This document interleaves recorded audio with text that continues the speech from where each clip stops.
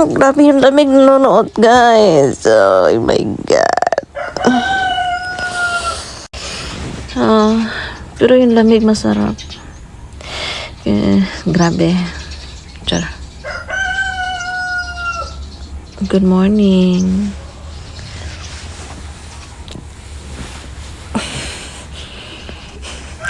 Pero masarap yung lamig kasi nanonood sa kalamnan. Thanks God, it's Friday. Good morning, Friday.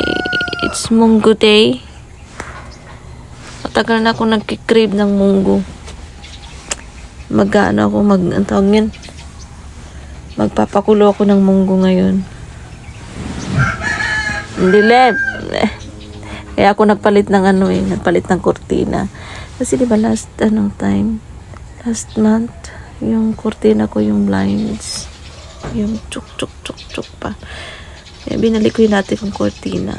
Buti na lang hindi ko ito hinala. Bala ko pa naman yan ipamigay. Binalik ko kasi gusto ko yung medyo madilim-dilim. Kasi pag mga ganyan, umaga, alas 5 pa lang maliwanag na. So, wala na. Char.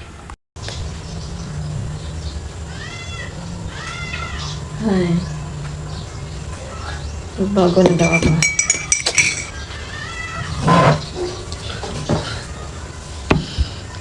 Bago na daw ako, guys. Bagong gising. Kain tayo. Nagbagong gising. Siyempre, kape.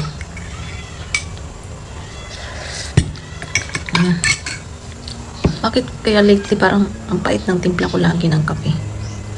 Parami yung kape ko. Or nag-release sugar lang talaga ako. Hindi masyadong basta lasang kape talaga. Lasang kape. Kape nga ito eh. Hindi ko ramdam yung medyo may tamis-tamis. Puro kape.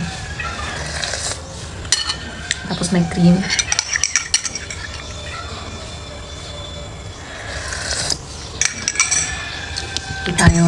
Kain tayo pala. Rice is life.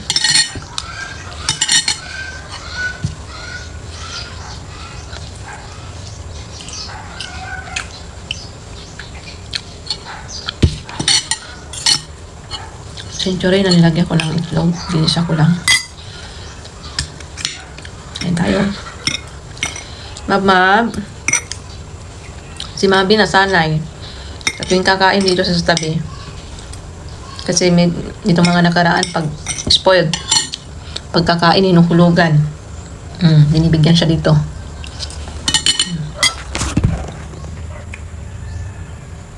Naantay yan.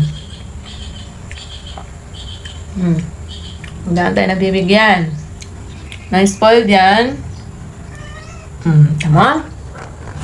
Naantay siya na bibigyan siya dyan. Kasi lately, lagi siyang binibigyan. Kasi nga, di ba, meron siyang nararamdaman. Di okay yung pakaramdam niya. So, kumakain kami, binibigyan siya dyan.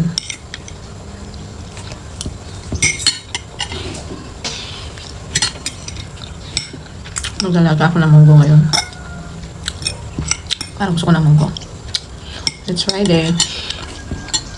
Good morning, Friday. Mga ka.